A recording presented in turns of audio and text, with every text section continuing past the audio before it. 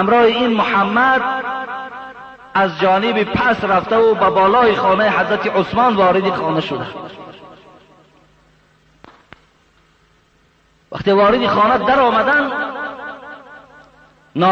عائله عثمان فریاد زد، داد گفت، زیرا حالت اونها را دید، یقینا میدانست که اونها عثمان قتل میکنند. وقتی فریاد زد، یکی از اونها بدبخت دستش برداشت، یک چپات در بالای روی زن حضرت عثمان نائله زدند. حتی بعض روایت ها میگوید حضرت نائله زن حضرت عثمان کمی مقابلیت نشان داد و چند انگوش هم در اینجا از کار این دشمن ها از دست داد. عاقبت وقتی در آمدن که رسول حضرت عثمان سین مبارک 88 بودند. در پیش کتاب قرآن کشادگی حضرت قرآن میخواندند. همون باب معجزه پیغمبر خدا که یا عثمان انک ستقتل مظلوما و تقطر قطرة من دمک علی فسیکفیکهم الله و هو السمیع العلیم. از باب معجزات حبیب خدا و عثمان گفت تو مظلومانه به قتل میرسی و خون تو در بالای این آیت فسیکفیکهم الله و هو السمیع العلیم که در سوره بقره است بالای همین میچکد. همون آیت در آمدند که محمد فرزند ابوبکر از ریش حضرت عثمان می‌دارد. ریش خیلی کلان داشتند، ریش خیلی زیبا داشتند.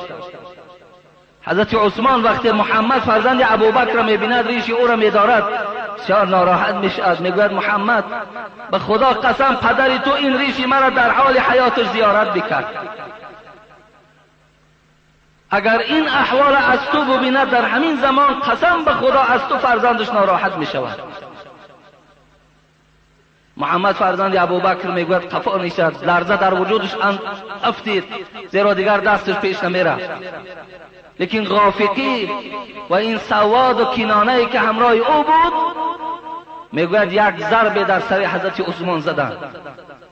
برابر زدن همون خونه که از سر حضرت عثمان جدا شد بالای همون آیت فسیکفیکهم الله و هو السمیع العلیم چکید.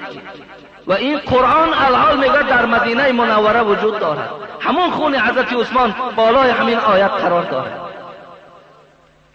اینقدر میگوید بیرحمانه کردن، حتی وقتی او را غرتانیدن به همین هم قناعت نکردن. سواد میگوید در حال میگوید کار گرفت و شکمی او را شکاف کردن گرفت.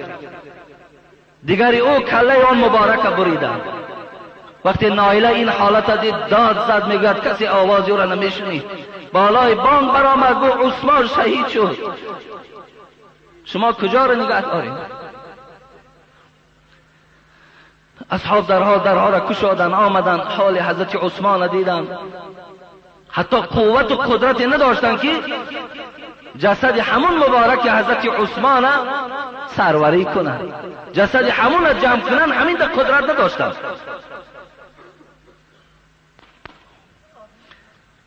حضرت به شهادت رسانیدن.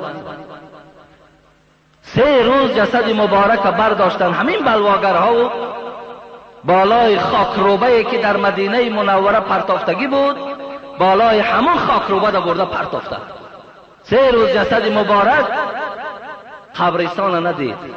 کسی قدرت پیدا نمی‌کند که این جسد برده در قبرستان گراند. اینقدر بلواگرها زیاد بودند.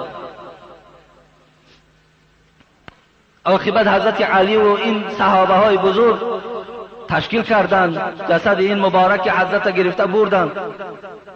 در جنت البقیع وقتی که در آمدن، حتی در همون جنت البقیع هم راه هشته دادند. در یک اطرافی که خود حضرت گفته بود که این کناره از جنت البقیع است، اینجا یک مرد صالح گرانده می شود، در همون پاگه زمین جسد مبارک گرانیدند.